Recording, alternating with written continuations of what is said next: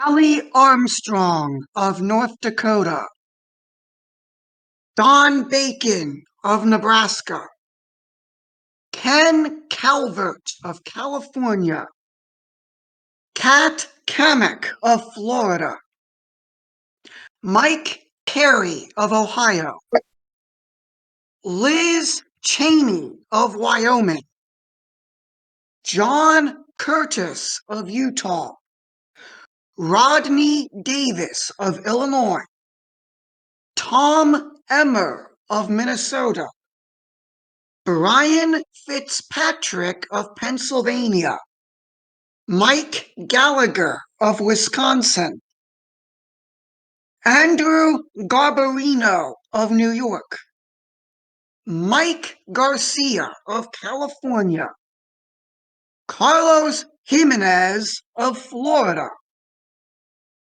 Tony Gonzalez of Texas, Anthony Gonzalez of Ohio, Jamie Herrera Butler of Washington,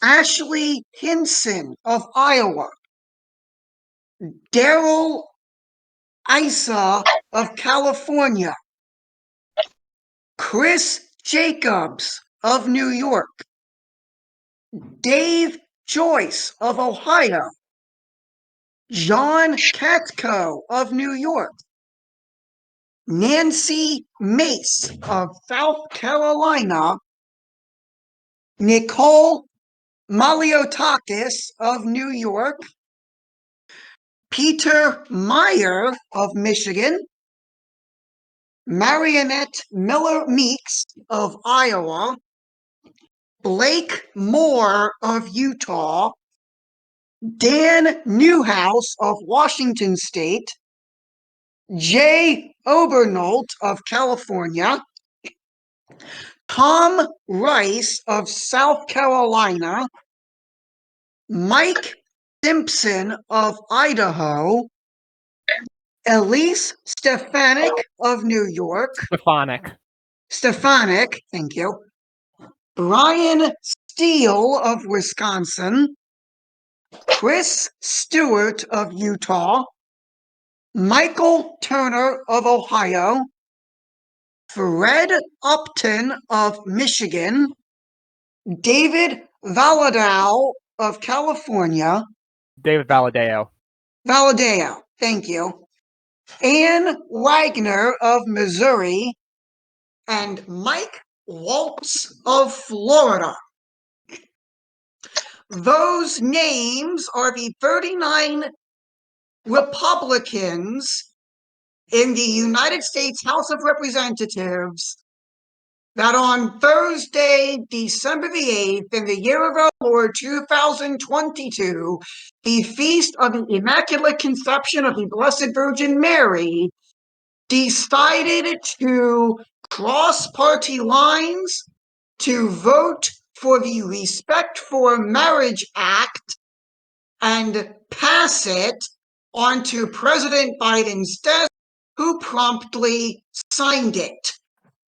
Hello, ladies and gentlemen, and welcome to Monarchist Minute. I'm Victor Smith, and this is our first topic of the evening. If anyone else wishes to speak now, please do so. Or don't forever hold your peace, because this will probably be brought up again and again and again and again and again and again. Okay. Anyways, what else is there to say except the Republican Party has essentially just become libertarian light, and that's not a good thing. Like, maybe if it was just in regards to gun rights, then that'd be all right. But like, Republicans, please stop. Like, I'm begging you. Like, go back to like 2008 at least. Like, I mean, do more, but at the very least, go back to 2008, please, please. You've got to remember that the Republican Party is not the traditionalist party. They're the we want what there was 10 years ago party. No further. I think something needs to be stated in that fact. I do understand. I do understand about the whole what y'all just said about the fact that it's the more of just going back 10 years party. And I do understand that, but I think the problem is that due to how far the nation has been pulled socially, you can't really do more than that. As has been seen, the Democratic Party is very, very good with this, because they very slowly pull it over. And I think that's what happens, and that what a Republican should at least try to do, is to slowly pull it over. And I do understand some people saying that it needs to be more, but it's simply not possible as of the current time because of how far the Democrats have pulled it to the left. And I think we should start using their own policies of a slow pull, like you're slowly pulling in the rope. Don't yank it, because then you're going to get they're going to yank it back at you, but you got to slowly pull them in. It's a reeling process. So that requires the long march through the institution. Yeah, and one thing about the people on the right in America is they don't understand that. They just have this populist delusion that, oh, in the election we can just, but then it's like, oh, what about the permanent bureaucracy that permanently controls our lives and makes these regulations and pushes these, and then what about the NGOs and all these corporate interests that also push for abortion because they want women in the workplace and not having kids and to be good consumers. You know, it's a lot of institutions against actual genuine right-wing action in America. I mean, it's kind of always been this way, especially in the since FDR, which FDR kind of cemented all these things because he established the institutions and he put the people in place. I've ruined our ice cream social. Okay, thank you, Charles. Thank you. Yes, I ruin everything I touch, apparently. But I think you're more of just, you have such an extremely negative perspective on a lot of this, and I don't think you're completely wrong. I don't. That's fine, Charles. But I'm just saying, I don't think you're completely wrong in what you're saying, Darth. But I think you have an extremely negative view on it. Well, I just take like the power politics view of this. I mean, that's kind of like how we need to view about this. Like, we need to think about it as power. Institutions are power. And either you use institutions to cement your own power if you have the institutions, or you take them over. Like, there's a lot of institutions, like we said, the Long March of Institutions earlier. Those were institutions that previously weren't left-wing, but because of Conquest's law, Conquest, I think it was his first law. I was just about to bring that up. Yeah, it's one of his laws. It's one of his 3 laws, but it's like every institution that isn't explicitly right-wing will eventually become left-wing. And that's why, like, people try to say, oh, there's this drag through history to the left. And then it's like, well, that's because the right always thought that they are essentially, they don't need to apply the same logic as like a power politics game, and they need to secure their institutions and then try to take over other ones. The left has always been the best at that. In fact, like before the Russian Revolution, lots of liberals and like non-militant socialists tried to infiltrate the Tsar's government, and they did in a lot of institutions before the actual revolution. They were kind of like the vanguard. Like, there was a lot of military officers in the Russian army that were sympathetic to the Bolsheviks when the Bolshevik Revolution actually did happen, and many of the territorial regiments formed the core of what became the Red Army. Well, hold on. You certainly make a very good point in this, Darth. But I'm sorry. Go on. Well, no, go ahead. I want you to go first, so I can then go after. It's just a nitpick. The Bolsheviks weren't like the revolution against the Tsar wasn't the Bolsheviks. It was like a bunch of different groups, and the Bolsheviks weren't the ones who ultimately took power there. I think this was brought up maybe even last week. You know, they established a republic. The Bolsheviks then lost the vote and had, what was it, the October Revolution, where they then took control of the republic militarily because they didn't like the outcome. well, I think his point still stands. Before Friedrich I just wanted to say. I do think that Darth is correct in certain aspects of what he stated, including the march through the institutions, and I do think that is true. And I think Republicans and conservatives should be trying to push back in the institutions and try and reform them to, at the very least, try and be more neutral, and then maybe try to be better for them to work with. But I still think he is extremely how do I say it's a very negative perspective on all of it in ways. Like he doesn't. Well, I mean, I don't disagree with anything Darth said. I mean, well, I still think that ultimately the best way to regain control of society is just to be, glorifying the Lord by our lives. But I mean, there's also the fact that we do need to take over the institutions, and if we have to do it sneaky then to save our children, then so be it. I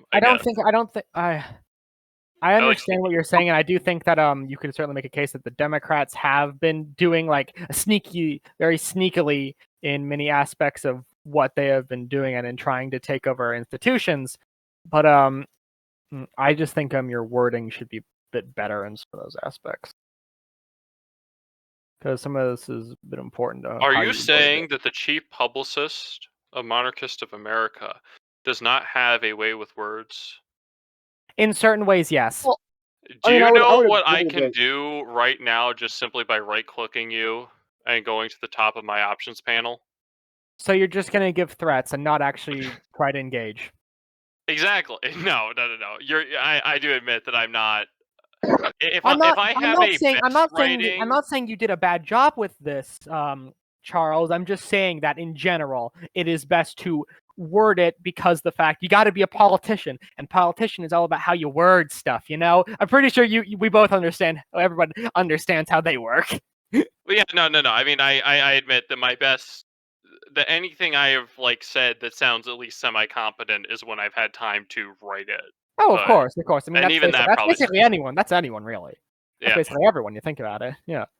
This has been self-improvement on Monarchist Minute. It's all about responding well to other people's criticism, unless the criticism is completely invalid, in which case you should respond negatively by slashing tires. Yes. Well, back on topic, I do think that this is a bad thing, not just in the direction we want to go generally, but also in that it shows that now more than ever, mingling between the legislative and the judicial branch of our government is becoming stronger and stronger, and they're now affecting each other. So where the legislative branch is basically forbidding the court to make certain decisions on certain cases through legislation. Legislation. And it's going to lead to more court interference in the future, which defeats the point of the court, of being kind of a neutral body to decide on, cases in court, and it's going to ruin the integrity of it. I think that's true, but on the other hand, I've heard it said, and admittedly, the one time I actually bothered to read through the Constitution, I wasn't looking for it, and it was when I was 12. But I've heard it said that the Senate was originally supposed to be doing constitutional review anyways, but yeah, the you want to know who granted the court the ability to kind of go through and do constitutional review and say this isn't? Yeah, the court gave themselves that power in the 1800s. They just decided, you know what, we're good enough. I think that is true, and I think at least we can somewhat agree that might have been the better choice, since we now look at the Senate and we see how, because originally when the founders first wrote everything, of course, back then, the massive party politics wasn't as hard as a thing as it is nowadays, and we can see as how things have so drastically changed, and there's probably a few positives at the fact that we didn't give the Senate some of that stuff to deal with. Well, I mean, I think that the issue there is that the Senate in of itself is not the same body that it was when the founding fathers put it there. Absolutely. I mean, there's no arguing that. No, that's why it's a separate body from the House of Representatives, because the House of Representatives is supposed to be representatives of the people. The Senate is supposed to be the, dare I say, American nobility. And that's why it's even number of seats. It's very similar to the House of Lords in England. It's supposed to be the kind of like more noble of the Americans. At least at the time, that's what it was. But it's degraded since then. What did you say, Goshen? I'm pretty sure it was always just supposed to be representation of the states as coherent bodies. But the belief was that the state was being run by generally more noble America, because they didn't believe that everyone was equal back then. But let me put it this way, right? What that means in practice, that the people in the Senate elected or however, by people running the state government, so politicians. So, I mean, that doesn't actually sound like a better solution. I'm not saying it is. I'm just saying that's what it was back then. It was at the time a more kind of that's why it was different from the House, and so it's kind of amalgamated into something that, like Charles said, isn't what it was. I mean, I think in a certain sense, assuming that all else was equal, the degradation of the Senate might have happened the same way, but at the very least, the Senate might still, the senators might still be advocating for the state's interest. The state that a senator might advocate for the interests of the state he has been chosen to represent, rather than just a part of whatever stupid party he happens to belong to. I would just like a politician who actually cares about his constituents directly and not about the needs of the party. Like, maybe can we not have a GOP or a Democratic person vote to strip away my jobs? One of the hardest things to find nowadays, really. Yeah. Well, I know I'm asking for a lot here, but we have how many people in this country? Well, the issue is that they end up is that the beliefs of one kind of, there's multiple belief systems, but generally certain systems of belief start to get, like, say for example conservatism, begin to become melded with the party, and so people see their ideology and their party as one and the same. It's like a sort of pseudo-nationalism.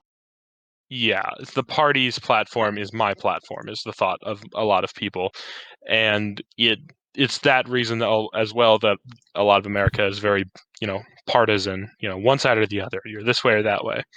Now, okay, so I think to an extent that there's a level to which that is mitigated by the fact that parties are supposed to be like big tent parties, because there's plenty of room theoretically within a party for the there to be essentially like different factions, disagreements, the kind of thing where you to an extent you could compare it to. I know what you're talking about, because there's we have different factions of, say, the Republican Party. Like if there wasn't and everyone was very similar in mind, we wouldn't have two populists like Trump and DeSantis going at each other, unless it was a very big tent party.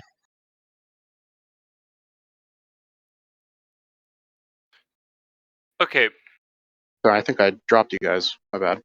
Yeah. Whatever. Don't worry. Keep going. I know I get a habit of doing this with my dumb questions, but where does the word party come from to describe a bunch of boring people getting together and wrecking our lives? Like, what does that have to do with? I know it's a Latin origins. I mean, I don't know. I think the term party just means like a group of people. Yeah, party back then meant just more like a group of people. Yeah. Oh, okay. Because like in an RPG, the players are referred to as a party. Mm-hmm. Yeah, that's kind of the basic reason. The more you know. More you know. Etymology's fun. Anyway, I think this topic has died a bit. Unless anyone else has anything to add, maybe we go on to the next. That seems like a good idea. Everyone, I think so. Everyone I think we did a really good job talking about this one. I think. Absolutely, Real intellectual conversations here. I like this. We have a super. I do like intellectualism. We do have a super. But I do think it's sad that we have a super majority of conservatives, and yet we can't bring ourselves to do what we did when we had opposition. Anyways, I think so. No one has any verbal objections. Going once, going twice. Sold to the man from South Carolina.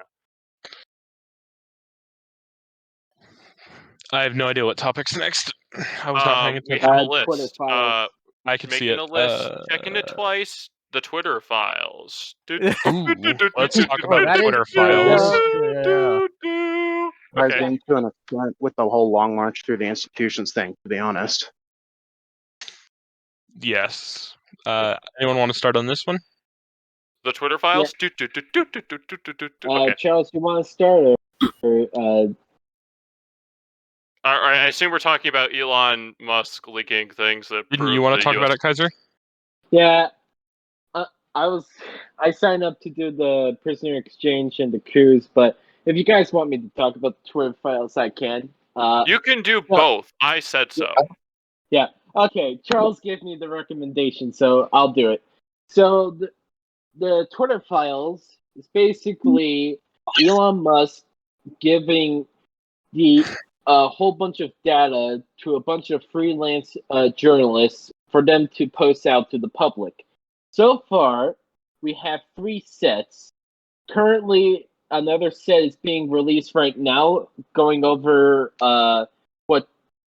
when Twitter banned President Donald Trump. So I haven't gotten into it to read all of that, but I'm sure later on I'll add like a little update to it in the comments section of this video. But essentially, the files have confirmed what we have suspected all along.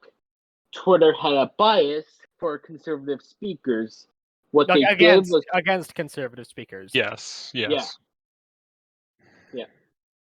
That's what I was trying to say, but then Yeah, it's like it happens. It happens. Yeah. So they have a bias against conservative speakers, and what they have done was set up a secret little committee to decide the fates of a lot of these major conservatives. The second one, the second section of files showed that they had this little screen for people to this little file that allowed Twitter moderators to go through people's DMs and look at all their tweets, and then they would decide what status you could have. You could have a trends blacklist, which prevents your tweets from ever trending. You could have a search blacklist, so no one could look you. Everyone could have a hard time trying to find you. And do not amplify section, which is what conservative activist Charlie Kirk had for a long while. Or you could be the most unlucky person in the world, which would be what Libs of TikTok was when she got the trends blacklist and got constantly suspended several times. It was basically a ban. In essence, it was a shadow ban. Yeah, it was. She got suspended for a week. She gets unsuspended, but then gets suspended again after a short while. And the reason for that is she was too big to ban. Like, they could not ban her, because if they did, then all heck was going to break loose. I watched my wordings, Charles, so you don't have to worry about me. But just remember, my censorship regime is ultimate and total. Yeah. Of course. Yeah. If it wasn't, we'd be worried about you. All hail Charles. All hail King Charles. I make no claims to kingship. You are now banned. No, okay.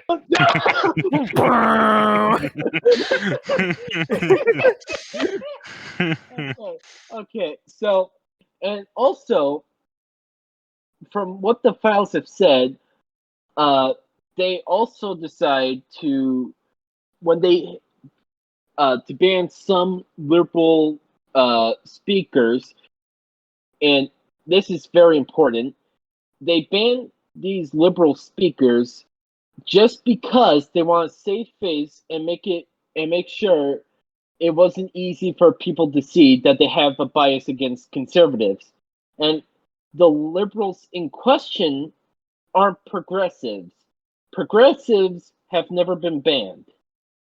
It's moderate liberals who were banned. So what these files have also shown is that the government, especially the Biden campaign, they contacted Twitter to either censor or outright suspend any activists, any conservative users on the platform. And this especially comes into mind when it comes with the Hunter Biden story, which they completely buried during the election.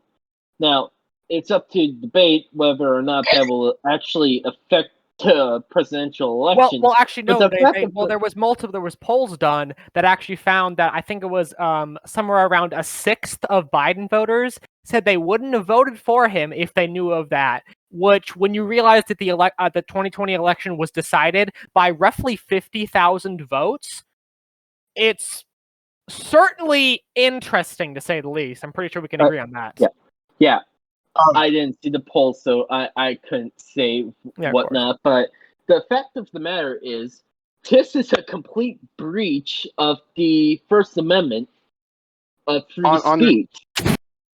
On that subject, I have a quick question. I have a bit of info regarding that I got from another podcast. Would it be okay to name it, or would there be some issue with that? Just because I would like to cite sources and all that. I think it's fine.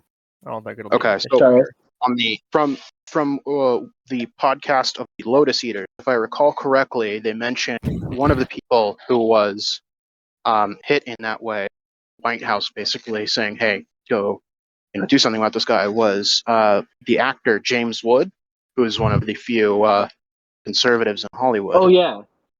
I believe they mentioned he is currently planning or is in the process of suing the White House over this as a breach of the First Amendment, which will be interesting since obviously it was kind of an indirect action. It'll if we get a ruling on that, that'll be interesting.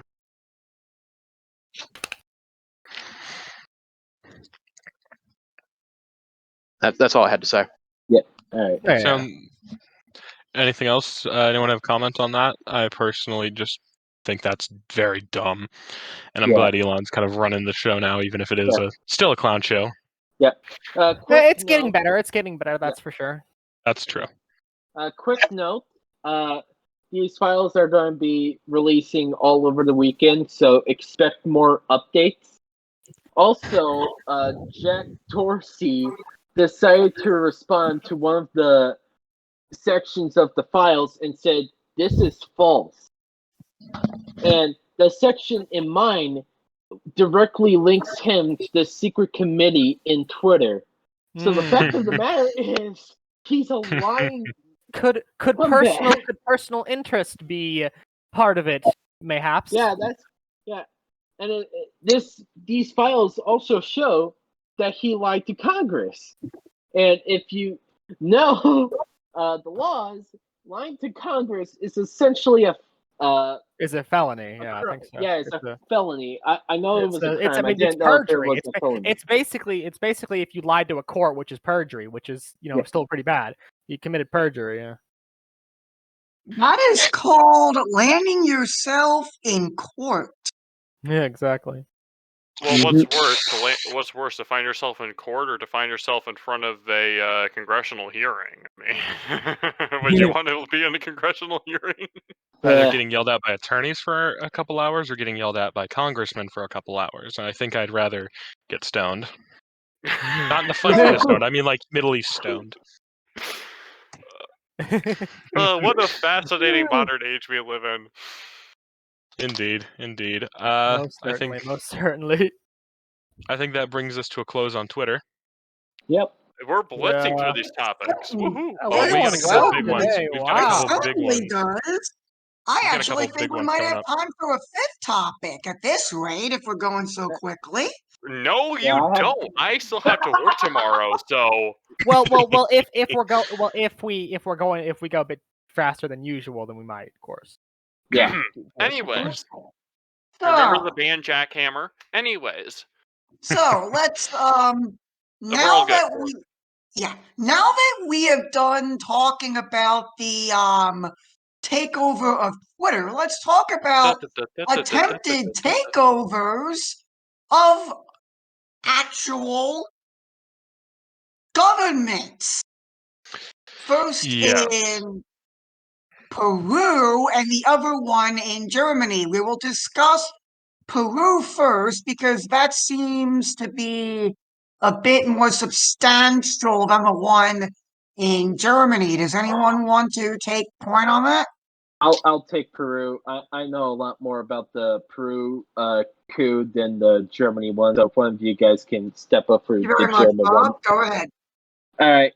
So this was like half an hour after the report came in of the Germans arresting attempted coup the Reichs. Yeah, senators. basically. So, and this Peru's president Pedro Castillo went on live television to tell everyone in Peru that he was effectively dissolving Congress. And this was after he was facing immediate impeachment by the legislative body, and he installed a curfew and tried to set up an emergency government. This act caused the congressional body to unite and immediately impeach Castillo for attempted coup. So I'm trying to look up the. All right, the amount of votes was 101 in favor of impeachment and removal, against 6 votes and 10 absent. Mentions. Yeah, that's it.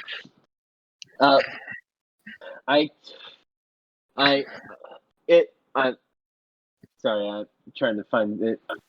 So immediately after this was announced, Castillo fled and tried to get to the Mexican embassy so he could get it, live in exile. But the Peruvian police caught him in like within 72 hours. So Yeah. So No, I this which I mean, one additional thing, which is he was trying to there was something about him saying that they were going to be moving into like a state of emergency to give himself power in lieu of the dissolved Congress. That said, I looked around for a little bit the other day.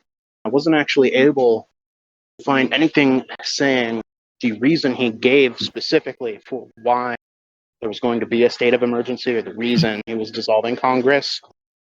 I mean, obviously, the actual reason was almost certainly to avoid the upcoming impeachment. But I am curious if any of you are aware of what reason he gave. I'm unsure of any reason. I think that we'll find that out maybe in the week following, but yeah, I don't think we have any information on that currently. Yeah, I But don't believe we do. when it comes to Peru, it actually has a fairly, recently at least, a fairly not great history with their leaders.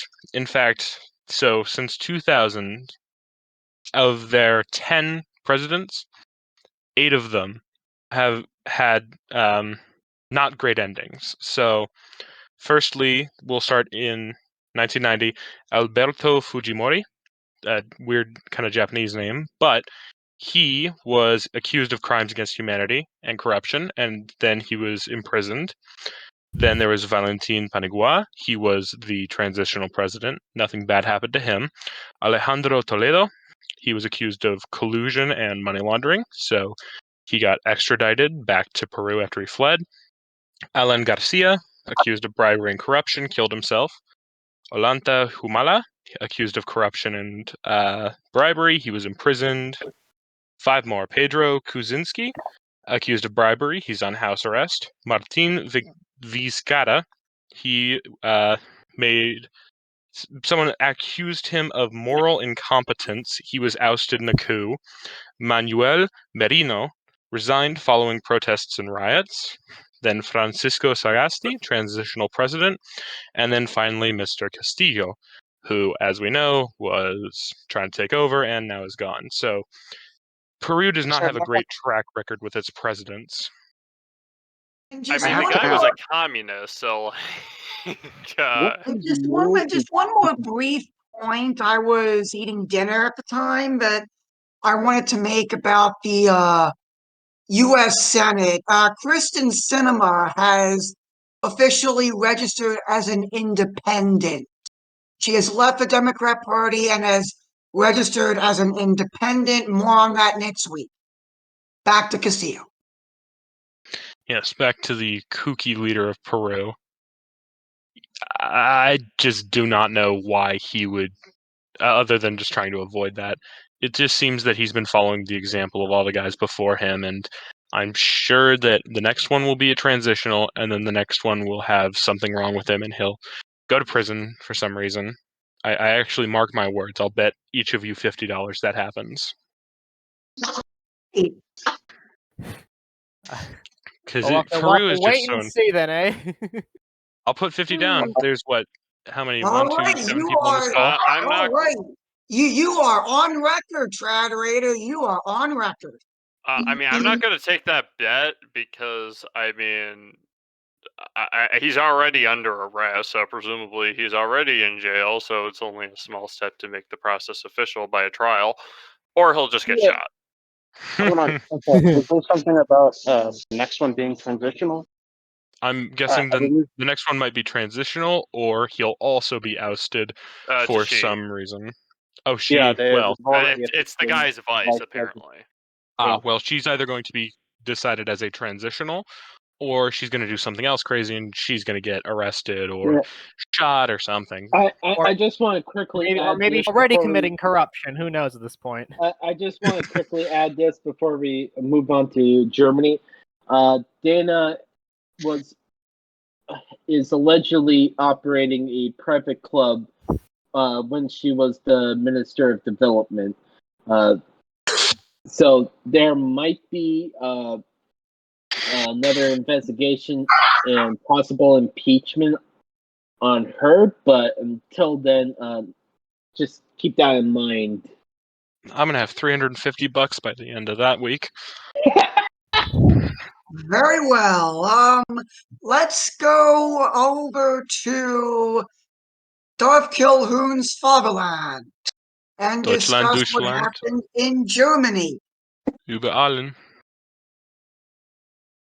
Darth may be AFK. I think he has come, but I think that's possibly for the better of this. Kilhoon. Right. So Darth, someone said something bad about Bavaria. A German prince, I had never heard of this guy before, attempted to stage a coup. Allegedly. Well, supposedly that we know of this so allegedly. Far. Yeah. Well, yes, allegedly. Allegedly, he attempted a coup against the German government with I don't know how many people. It wasn't a lot. It was like 25. I just pulled it up. Thank you, Bob. Thank you for being prepared. Okay, so this German prince that I had never heard of before, out of a house I had never heard of before, decided that it would be best to crown himself monarch. Not the head of a Wittelsbach, not the head of a Hohenzollern, not the head of Habsburg, but him. And I, a monarchist, am just going, who are you? And what are you doing is the question. Yeah. Heinrich, I mean, we know exactly what he's doing. That's clear, but who? I have never heard of you. So, he's this Heinrich Reuss. He's a descendant from the house of Reuss, which was an imperial county, which was in the middle of central Germany before they combined it together into that the free state of Thuringia. Thuringia. Thank you. Right. So it's not really confirmed yet, but apparently the attempted coup is linked back to the Reichsbürger movement, and one of the groups allegedly has connections to both the QAnon and also the Russian government. Of course. Now, I wish Darth was unmuted because he would probably attempt to debunk what you're saying right now. Yeah, he always does, That's no matter how. Also, according to more left-leaning Germans, which is basically all of them, they also seem to think that this group is actually, it might be, I'm not sure about this, but it might be connected to Alternative für Deutschland, which is the German kind of far-right party. Yeah, Which the is again an alleged right. connection. It's alleged connection, but I don't know too much about German modern politics to discuss that. Okay, so I'm reading this NBC article, and this is just terrible. With some historical symmetry, Heinrich was arrested almost 100 years after the beer hall putsch.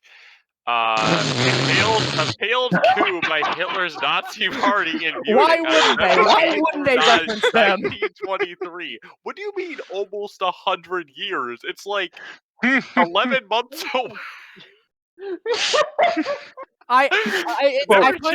It's very quote unquote intriguing how they want to make sure they reference the Nazis as much as possible. You'll notice they love to do this. They love to reminisce about like guys, it's the Nazis, guys. I swear it's this time. I swear.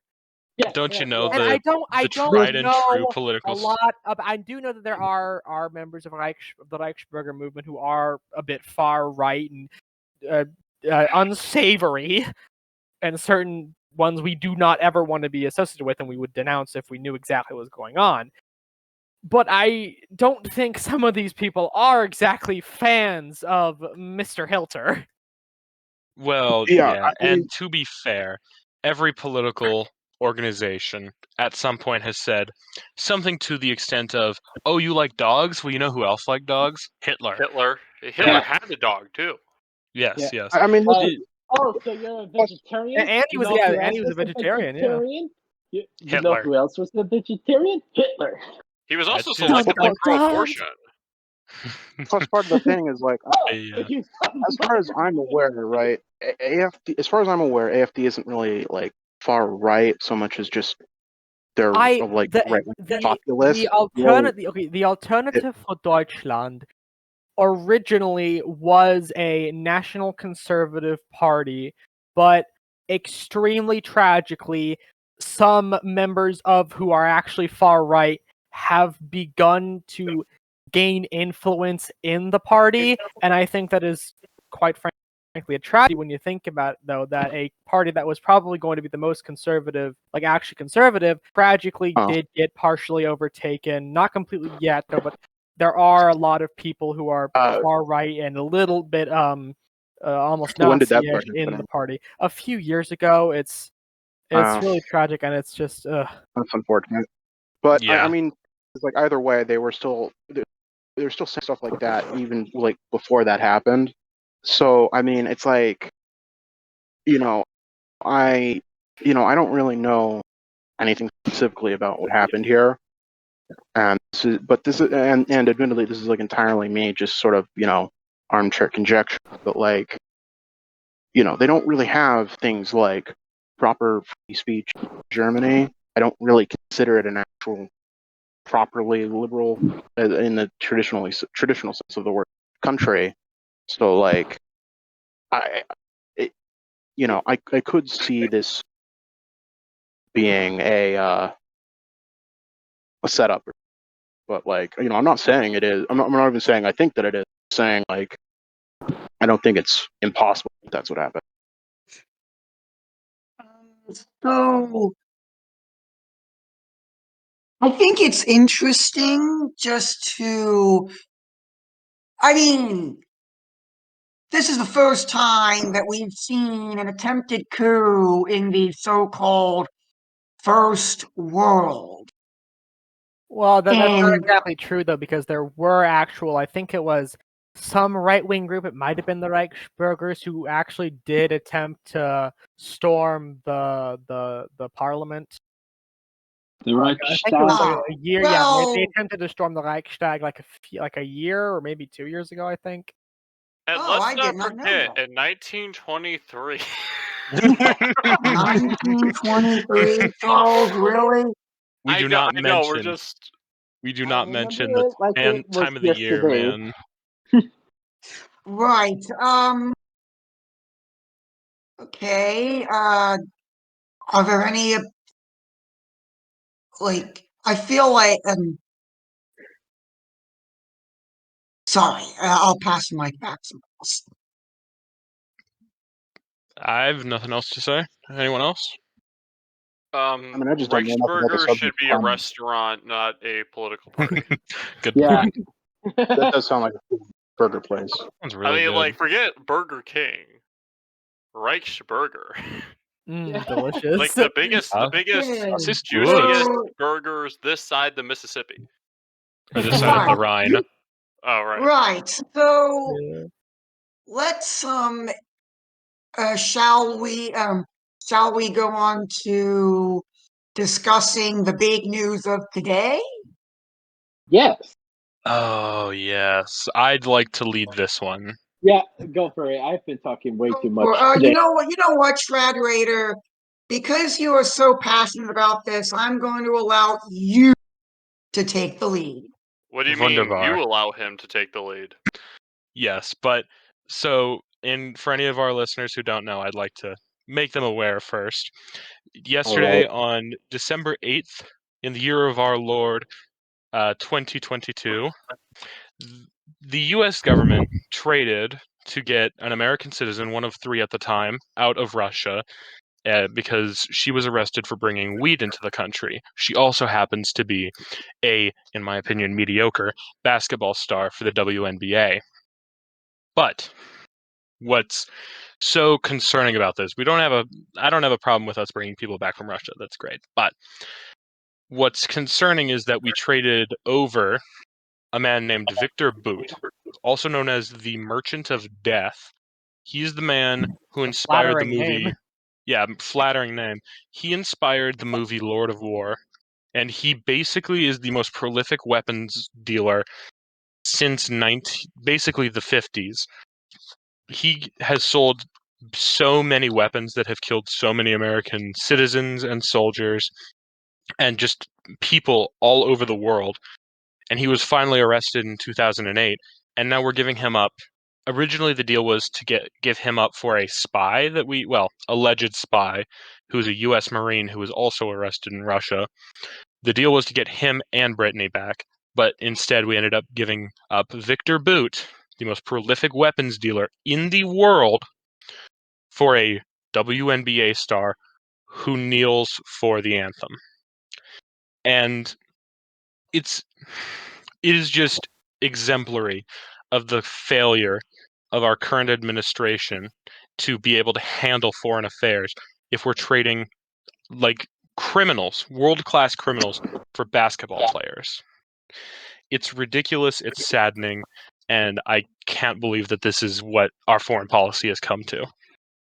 Just to add salt to the room, when the original report came out, it stated that the Russian officials gave the U.S. Administration an option of choosing one of the two prisoners, either the Marine or the basketball star, and we went with the basketball star. So I saw this joke, and it was saying that if the Marine really wanted to get out of Russia, he would just come out as a woman trapped in a man's body, and then the president would care about him or her then. So I just wanted to say that according to the Whelan family, they're happy with the decision to bring Miss Griner home. Is that what the federal agents told them to say? Probably. Yeah, probably. Apparently, according to that statement, which take it at whatever value you wish to take it, it was either one or none. It was either they get Brittany Griner or they get no one. Now, this flies in the face of earlier reporting, of course, so take that statement with a grain of salt. But I just find it unconscionable that we would leave a Marine behind, even if he was arrested for larceny and theft of a lot of money. Still, it's, and I know Darth served is serving in the military, but I don't know if anyone else here is, but like the first part of the Soldier's Creed is, I will never leave a brother behind, or I'll never leave a soldier behind. Isn't that an Army thing? It might be Army thing. I don't know if it's in the Marines as well, but either way, we still left a man behind. Yeah. Also, this also might Thank you. That actually tracks with what this administration's modus operandi is. We left a man behind in Russia. We left behind billions in equipment to the Taliban. We've left behind, while Biden was vice president under President Obama, we left behind people in Benghazi, Libya. It seems to be a problem here. I also would like to mention that during all of those incidents, it seems that the president, or especially the Secretary of State for Benghazi, happened to be of the Democrat leaning. And it's just like, I don't think you'd see any Republican, well, I'd hope you'd never see a Republican president say, we'll just leave you behind.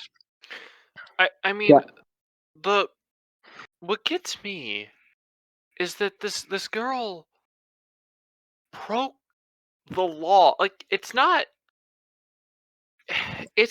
like it was there's a chance that, for all we know, the Russians might have planted that, not completely besides them, for them to just go plant stuff like, oh, look, you actually had this, and they go to jail. The Russians aren't exactly. Didn't she fess up in Russia, like in her trial? I don't know. Maybe did she? Then again, federal agents and all that.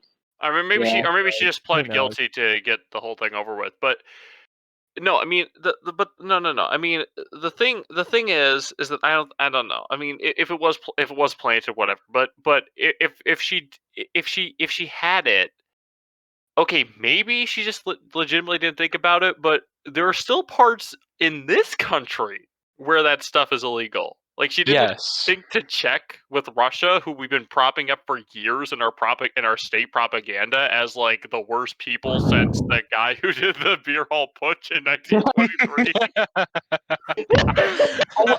100 years ago. 100 years ago in 1923. 100 years ago. Grows a mustache.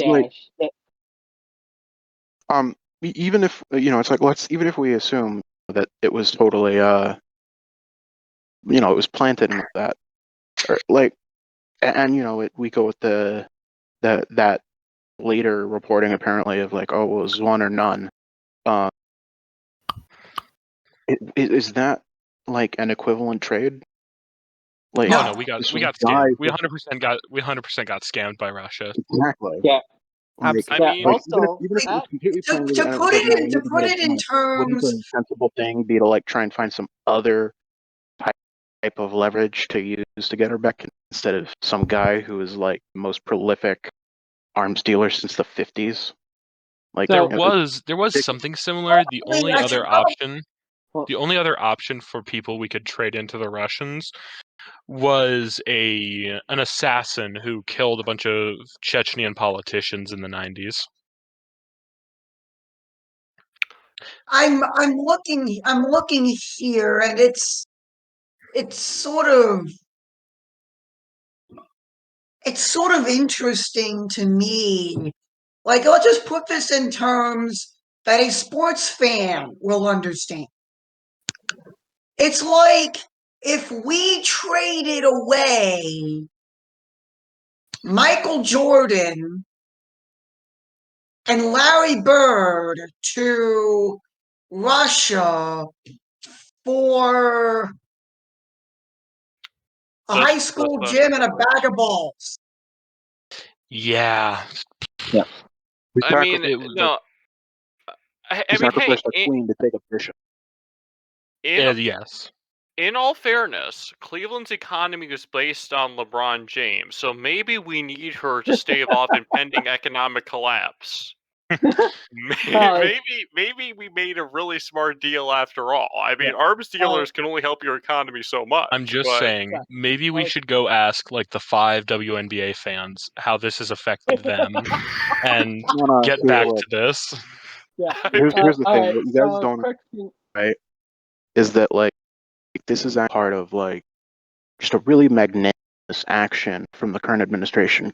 Saw, the big, fiasco and debacle with what happened with Kanye and all that, and was like, wow, they're really, making a mess of things for themselves. I better, do the, the gentlemanly thing and do the same thing over here to, even the table.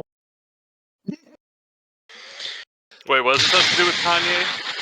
I have no idea. Like, Let's the just Republicans Yeah, were so making like a mess just of to add more context to Never mind. just to add more context to the situation, right now the Ukraine war is still going on, and the Russians are facing a arms shortage. Like they're running out of weapons.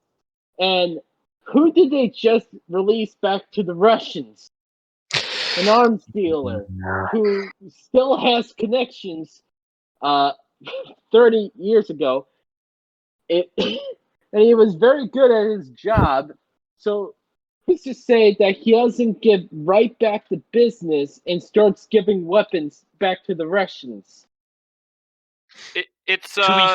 To be fair, his job more like when he actually was giving out weapons, it was more of from former Soviet things. He was taking weapons from there and then selling it off to the third world, Middle East, Africa, etc. But he could definitely do the reverse, I think. It's just going to be more difficult to have constant supply of weapons. Yeah, we can discuss the geopolitical ramifications of releasing this dude till the cows come home. Would lengthen our episode. But no. I mean, I can't believe. Like, is this? I mean, I had to ask the question: does the Biden administration think this is going to show strength? That we got. They have to appeal to the base. They have to appeal to the LGBT A B C D E F G H-I-J-K L-M-N-O-P. N-O-P. U-R-S-R. No two people singing at once. Group, of course. Because if they don't pander to the base as much as possible, then what they gonna do? Well, I mean, the LGBTQ because the LGBT plus group is actually the group that votes absolutely overwhelmingly Democrat more than African Americans do. I wonder even why. African Americans were surprised. Even African Americans were surprised by this decision. Like, people were like, I remember I saw some video and this dude was watching live and it's like, we got Brittany Griner back, and he's like, woohoo! And then they start going on who he traded it for. Victor Boot, prolific arms dealer, merchant of death, and this dude's just face drops. He's like, what? And that's kind of how I felt.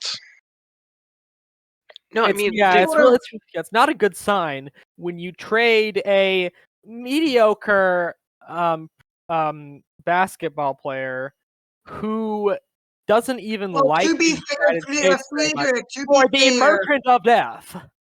To be fair, Friedrich, one point of objection: Brittany Griner is one of the best WNBA players of all time. Which I know it's like saying you're the best nightclub in Reno, but Oh, the best. Yeah, when just a few hours south, you got a much better place you could be going to. Yeah. The best Let's- ocean. no, but I Right. mean, no. Well, I mean, it doesn't really matter if she's the best WNBA player. Who? I didn't What say is she the was. I WNBA? didn't say she was. Can anyone tell me with a matter of certainty that most Americans knew there was a WNBA before this happened? But I learned about the WNBA when they complained they weren't getting paid as much as the NBA. Because no one watches you people. I told my dad about the news, and I added in the WNBA, and he goes, "What kind of crappy restaurant is that?" Wait, WNBA? That sounds like a radio station.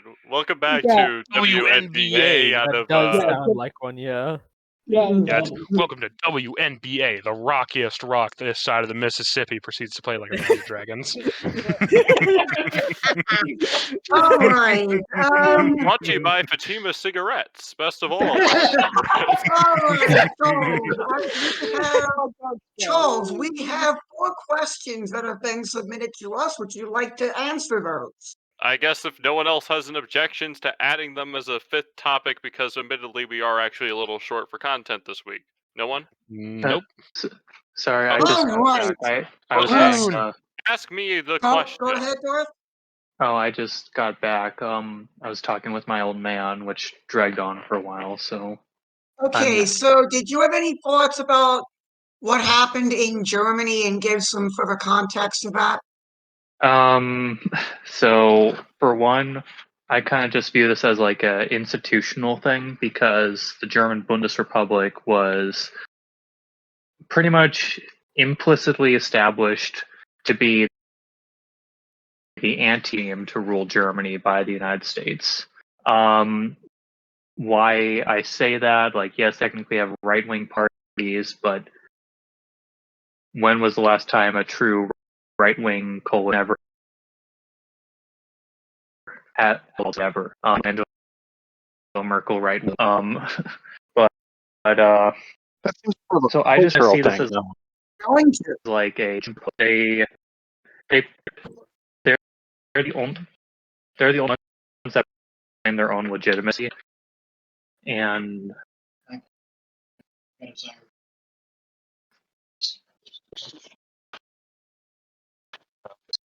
Hello? All right, looks like we lost. I couldn't really hear anything he was saying. Like, he kept on cutting out for me. Yeah, looks like we same. lost. Well, Darth, let's so just get to move question on. time. Move on, yeah. In fairness, there hasn't been a legitimate German government since 1919. 4 years before a man tried to coup the government in 1924. I feel like one of the interesting Question things about time. that. I just want to say Guys, one last thing. let's- Just one thing. Okay. I just find it interesting the fact that the German Republic was declared because a guy got way too excited, ran out to the window, and yelled that there was a republic.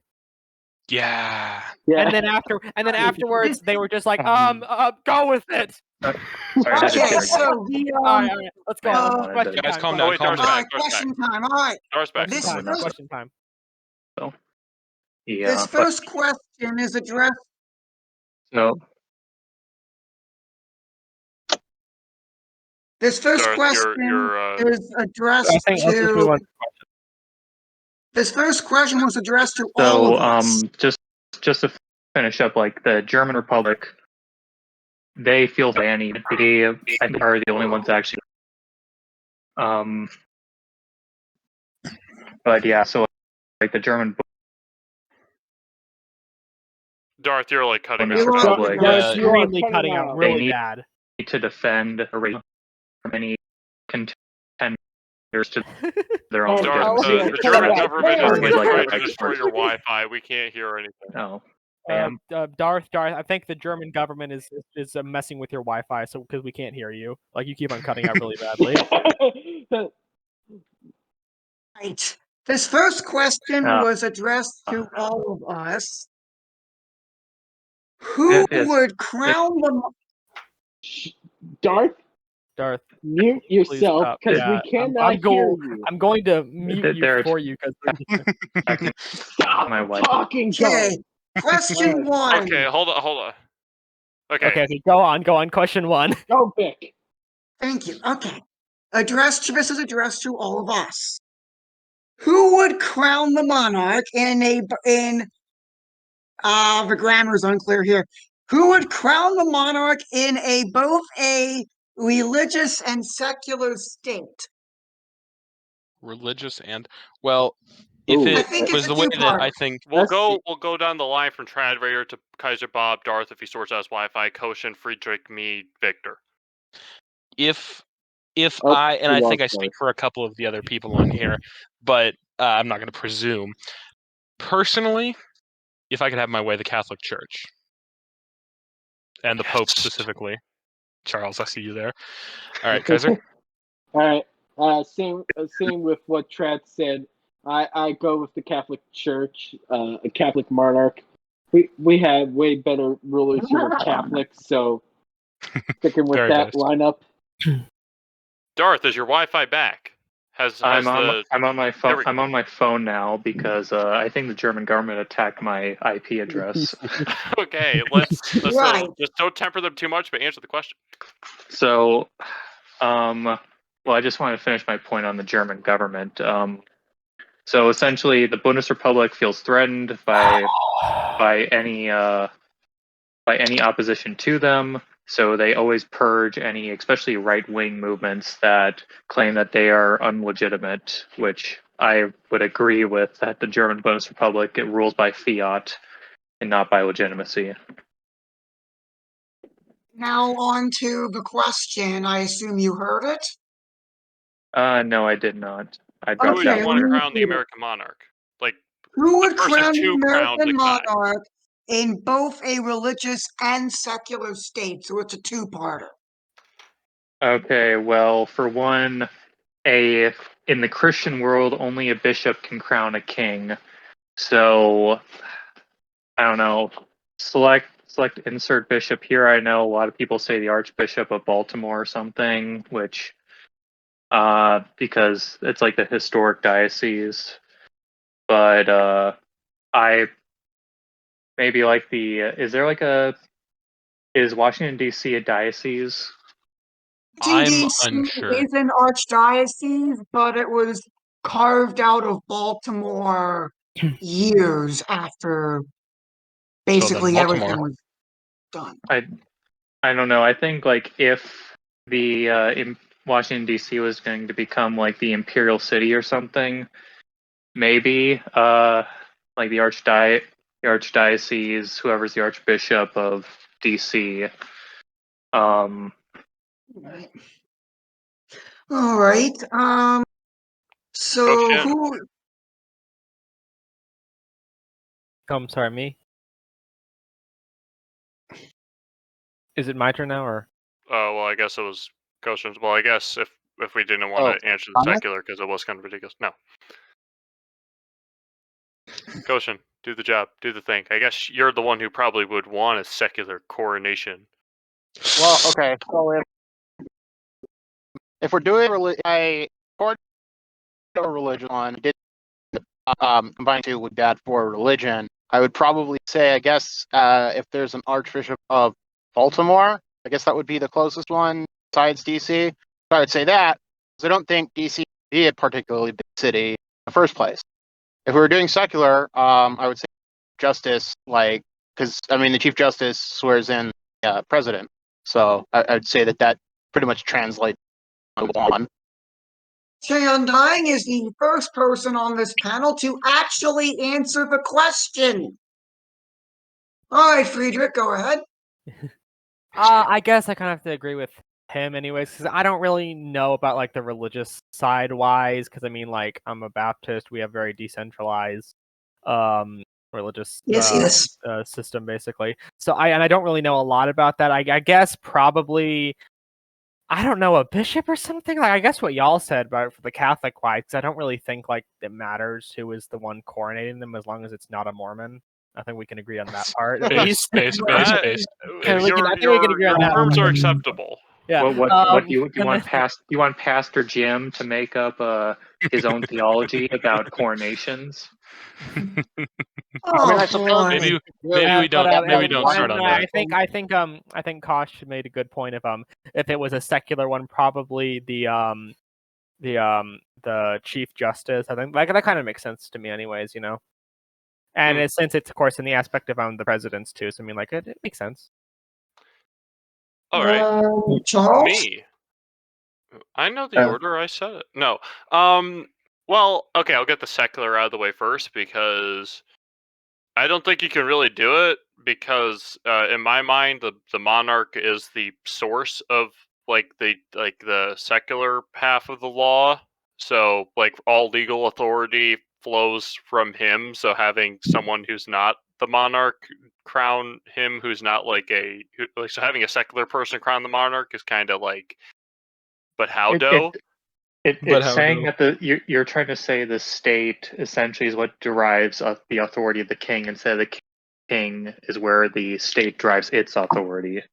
Yeah, I mean, I guess if I had to do it, it'd be the Holy Roman Emperor when we get him back. But like that's kind of like flying him over on an airplane would just kind of the man would have busier things to do. But religiously.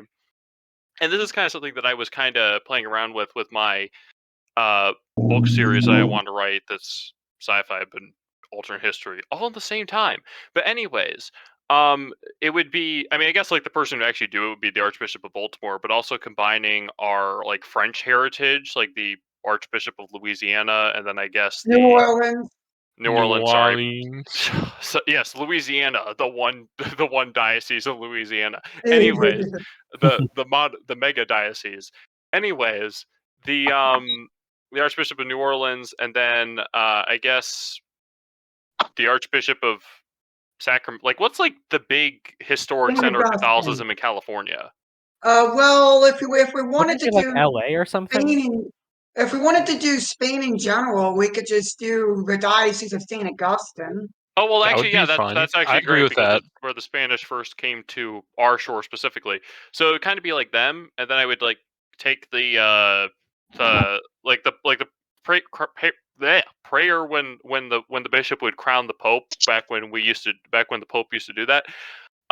Except modify it, replace the Pope with a lesser but still important context. Remember that you are the father of the fatherland, a ruler of nobles and peasants, and then have like a monk come in with the plague and say, "Thus passes the glory of the world." And then the three archbishops would say one line of that each. Yeah, that's my answer, Victor. Right. So religious. If we're doing a religious thing, it depends on the religion of the monarch. If we're doing secular, justice of the peace. All right, there's my answer.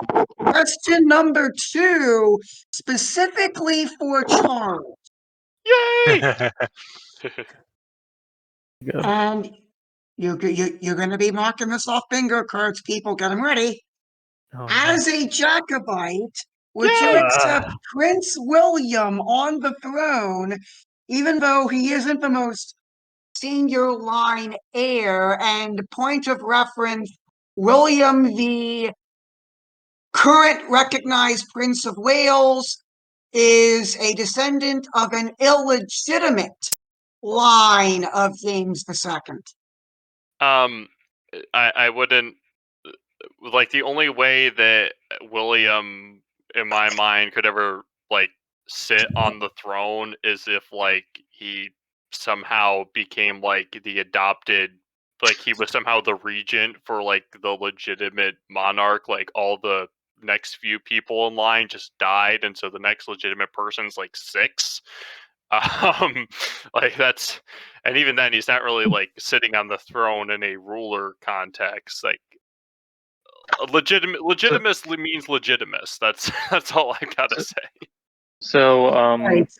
just to kind of add on a little bit to this, the reason why Diana was arranged with Charles is actually because they wanted to semi-combine the bloodlines between the Windsors and the Jacobites, because it was Diana who was a descendant of that Jacobite line and Protestant. Right. So, next question, also specifically for Charles. Yay! You're a Jacobite because of seniority, but Henry VIII listed his younger sister to have seniority. Why not support that line? Well, I mean, I guess the question is because he said in his will first that his son would inherit, and then his son changed the law where he basically said that his sisters were dumb or whatever, and then his cousin would be the queen, and then Mary took over. So after the cousin got beheaded, but so I guess like if my understanding of the order of events is correct, and I frankly never heard that Henry VIII said his sister was, well, I think his will originally primarily listed his son should be the ruler, which is just how things work. And then Edward VII changed the rules, but ultimately all that was for naught anyways, because Mary ended up in charge anyways. Mary the First, best queen of England. Anyways, yeah. So I guess that's my thing, because the next king changed the rules that ultimately ended up with Mary in charge, and things just kind of proceeded as normal, quote unquote, from there until we got to the Stuarts, and then, well, we all know what happened in 1688. Okay, number 4. This is a question for everyone. And this is the last of this person's questions. And because this is going to be a very, like, complicated reasoning question, let's just try to keep it as brief as possible. Well, as Do podcast, I y'all say we make think, it as complicated as possible, or not. do Whatever. y'all think every nation should be a monarchy? Why or why not? Trad rating. Again, do y'all think every nation should be a monarchy? Why or why not? Personally, I do not think that every nation should be a monarchy. I do support monarchist movements in other nations, but I do not think that every nation should be a monarchy, because other nations aren't the same as ours or monarchies of the past. Monarchism is based in a very certain belief set, especially that in the tradition of the Catholic Church or the Orthodox Church or Muslims, but like other kind of cultures may not have that kind of system where it makes a more hierarchical sense. They may have something different, and so a monarchy wouldn't work for them. And so I don't think that monarchies should be implemented in those systems where it won't work. But for every system where it will work, it should be there. I think if it can work in a system, it should. Yeah, I agree with what Chad Raider said. I just also want to add that some of these countries had very terrible monarchs. So, and especially in the past decade, like China, for example, had in the last few years before they ditched the monarchy for a republic. It's just ingrained in some of these countries' minds that monarchism is not good for their country. So obviously, I support any monarchist movement, but if they have a system that works, like what the Phoenicians had, then go for it. So what the caveat with the Venetians, though, like, yes, they were a republic, but that republic was subject to the Holy Roman Emperor. And So the it's like Serene Doge. That is true. I forgot about that. Continue. yeah, so it's like, yes, they are like a republic in the terms of how they govern themselves locally, but being a subject to a monarch nonetheless.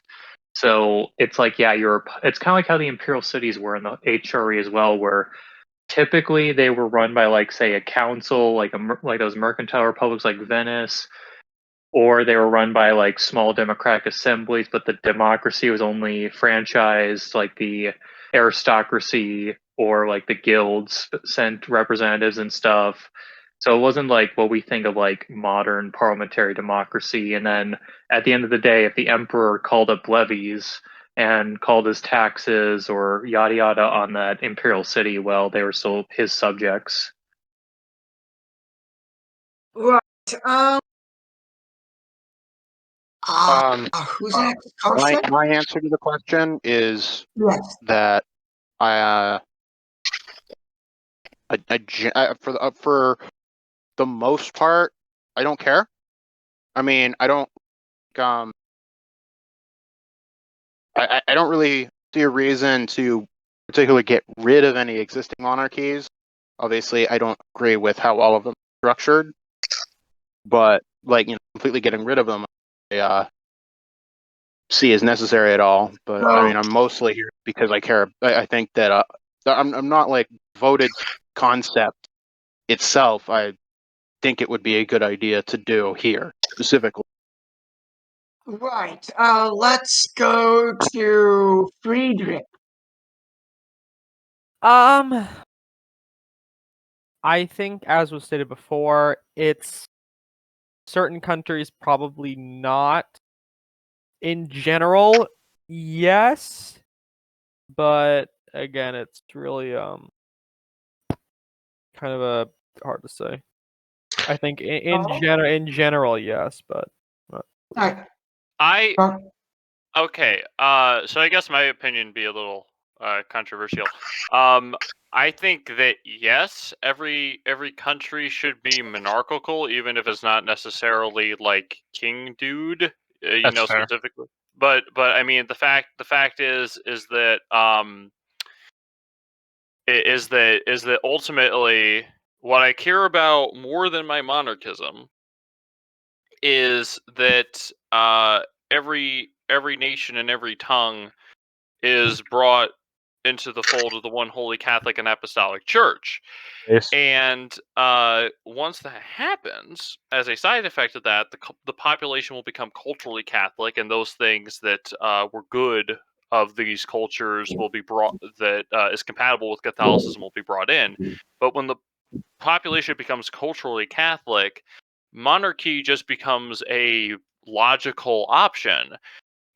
So ultimately, yes, I think that every country should be a monarchy, and I think even if a nation isn't Catholic, that monarchy, will work, unless your culture is so far gone, like the libertarians have taken over. Um, help me, Anakin. The libertarians are taking over. But oh boy. Libertarian. Yeah, that's essentially I think you that's covered my essentially my thoughts. answer. Firstly, the Empire did nothing wrong except I think litter in space. I And think you second, made the exact same point I did, but better. I think you actually did better than I did. yeah. But so before I let Vic answer the question, I will just say Monarchist of America's official stance is that the Galactic Empire did nothing wrong except litter in space that one time. Obviously a joke. We do not have an official stance on that. Thank you very much. All right.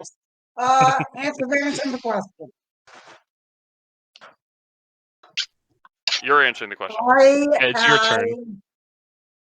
I think that I'm going to have to agree with Trad Raider and the consensus here. And I know it's a bit of a cop-out, but there you go. All right.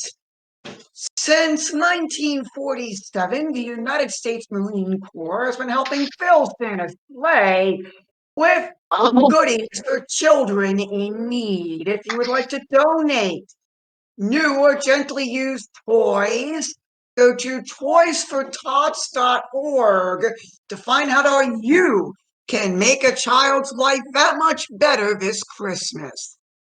All right, and I believe finally we should probably, if no one has any objections, I believe there is a bill submitted by West Virginia to the U.S. House about the gold standard. What? That would be interesting. Yeah, that'd be interesting. There's actually like it's funny, the House Speaker is kind of like throwing out a lot of things, but the most controversial one was reversing the COVID vaccine requirement for U.S. military personnel. Too. That's something in the news. Darth, submit your latest essay as to why you shouldn't be forced to get it. You have like a 2-day deadline. Well, okay, that's already submitted.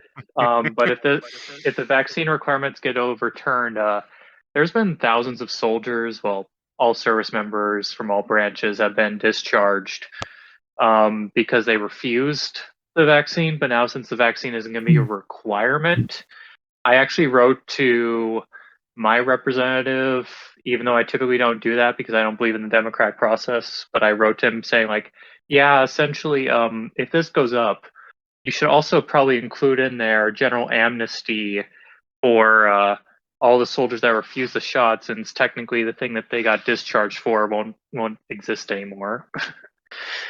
And I also said, yeah, also we typically lost our best soldiers when that vaccine requirement came in. Yeah. Did you add in a little statement at the end saying, I do not recognize the U.S. legislative body? Yeah, I I did not include that because I was actually word limited on his website, so. Oh. Darth, earlier, I was dear person who I don't think should be employed. Dear person, I do not respect. So let's just talk. Let's just Sorry. I do believe that everybody. Reference, since Darth's back, can I reference back to the thing I was going to ask him earlier? Just real fast. Go ahead. So, Darth, when we were talking about Brittany Griner earlier, I was talking about how, at least in the Army, they have the first part of the Soldier's Creed, you'll never leave a man behind. Is there some... I know you're in the Army, but do you know about anything like that in the Marines? Semper Fidelis is more of their statement. I don't know their creed, actually. It's like something with their rifle. But I don't really know the... This is my gun, this is for killing, and this is for fun. That's the joke. No, that's the joke. My rifle. Without it, I am nothing. Yeah. Without my rifle, I'm nothing. But what was I gonna say on that? But with Griner, it's like, it's like, yeah, technically, if one of your citizens is taken captive by another nation, but if they legitimately did commit a crime that went against that nation's laws, I think that honestly, Miss Thing Griner should have served out her sentence in a Russian prison, and then come back to the States. I brought it up because they did leave the Marine in Russia. Oh, they left the Marine in Russia? Yeah. They left him in Russia. Chose the celebrity over the Marine. Oh, yeah. Well, that's just par and course for the United States. Pick something that's politically more favorable than something that's actually like I say honorable. That part, yeah. In fairness, when does the U.S. government ever showed it cared about our veterans or service troops in general? Never. Did you know post World War II there was actually like about 10,000 United States military personnel that were in Soviet gulags because they were liberated, in air quotes, from POW camps run by the Germans in World War II. Yeah, and Eisenhower just let them. Eisenhower just let the Soviets use them as forced labor. Ladies and gentlemen, we have just received some late breaking news into our desk here. Ladies and gentlemen, we can confirm for you, speaking of sports people, we can confirm for you that longtime soccer journalist Grant Wahl has died. He died today in Doha, Qatar, covering a World Cup game. Once again, Grant Wahl, soccer writer formerly of the Washington Post, has died today covering the World Cup in Doha, Qatar. All right. It's just like the sad. Anyway, I mean, I don't know who this person is. It's like a journalist died. It's like, yeah, probably one journalist dies every day, or probably multiple ones. I'm sorry for his family, but Speaking of losses, you know how the other week I lost a great uncle. This week I also lost another great uncle. Today. Yeah, today. He was a Marine. Since we mentioned Marines earlier, he actually got out right before Vietnam. He lived till he was 82. He was born in not 82. He was born in 42, so he made it to 80. My English is not good tonight. I said a rosary for him this morning, but prayer requests from the audience. Yeah, we'll definitely end with a requiem for him. Yeah. Yeah, I'm not gonna forget the day I lost my grandpa.